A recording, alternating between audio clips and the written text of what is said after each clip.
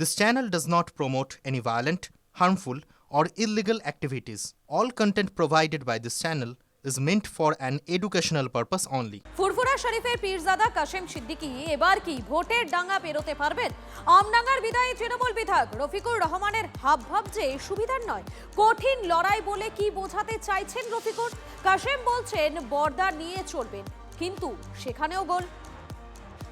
দিন থেকে বলছি tough to win, very tough to win. তৃণমূলের প্রার্থী দিতে হলে আমি 15 বছর পর উন্নয়ন করতে এসেছি, এটা কিন্তু ঠিক না।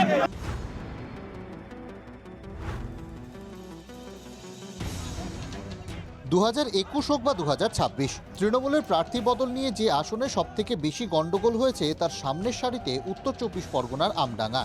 21-এ রফিকুর রহমানের অনুগামীদের বিক্ষোভে প্রার্থী বদল করেও পিছু হটতে হয়েছিল তৃণমূল নেতৃত্বকে। এবারও রফিকুরের নাম বাদ যাওয়ায় শুরু হয়েছিল বিক্ষোভ, কিন্তু নেতৃত্ব অনড় থাকায় ধীরে ধীরে ক্ষোভ কমতে থাকে। কিন্তু মনে মনে রাগ যে এতটুকুও কমে যায়নি তা ভালো মতো টের পেলেন আমডাঙ্গার তৃণমূল প্রার্থী। আমডাঙ্গায় টিকিট পাওয়ার পর মঙ্গলবার রাতে বিদায়ী বিধায়ক রফিকুর রহমানের বাড়িতে গিয়েছিলেন কাশেম সিদ্দিকী। দলের প্রার্থীর সঙ্গে দেখা করলেও আগেভাগে কাঁদুনি গেয়ে রেখেছেন আমডাঙ্গার বিদায়ী তৃণমূল প্রার্থী। প্রথম দিন থেকে বলছি tough to win, very tough to win. আমি আগে থেকে এই জন্যই বলে দিচ্ছি, পরবর্তীকালে যেন আমাকে কোনো রকম দোষারোপ না করে। 2011 থেকে টানা আমডাঙ্গায় জয়ের হ্যাট্রিক করেছেন রফিকুর রহমান। গত লোকসভা নির্বাচনে আমডাঙ্গা থেকে 48,624 ভোটের লিড পায় তৃণমূল।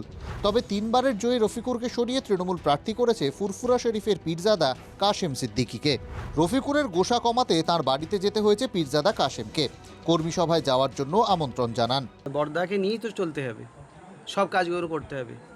আমরা সবাই দিদির সৈনিক, আমাকে সবাইকে নিয়ে আমাকে চলে দিদির হাতকে মজবুত করতে হবে। বড় ভাইজানকে নিয়ে ঘুরবো, আমরা সব জায়গায় যাব, ভোট চাইব। কাশেমের অনুরোধে কর্মী সভায় রফিকুর গেলেও তেলে জলে যে মিশছে না তা স্পষ্ট হয়ে যায়। তৃণমূলের প্রার্থী দিতে হলে আমি 15 বছর পর উন্নয়ন করতে এসেছি, এটা কিন্তু ঠিক না। রফিকুরের এই মন্তব্যের পর তৃণমূলের কর্মসূচিতে গন্ডগোল শুরু হয়ে যায়। আমডাঙ্গার বিধায়কের হাত থেকে মাইক কেড়ে নেওয়ার অভিযোগ ওঠে, ভেস্তে যায় তৃণমূলের কর্মী সভা।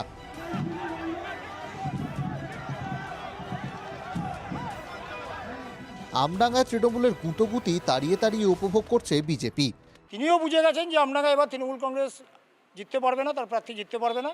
তার জন্য তিনি আগে থেকে সাফাই গেয়ে রাখলেন। তৃণমূল কংগ্রেস এবং আইএসএফের ভোট কাটাকাটিতে আমডাঙ্গায় ভারতীয় জনতা পার্টির যিনি প্রার্থী আছেন বিপুল ভোটে জয়যুক্ত হবে বলে আমার দৃঢ় বিশ্বাস। নিজের দলের সৈনিক বারবার বললেও রফিকুর মনে করিয়ে দিচ্ছেন আমডাঙ্গায় জেতা কষ্টকর। তৃণমূলের উর্বর জমিতে তাহলে কি বিরোধীদের কষ্ট কমবে?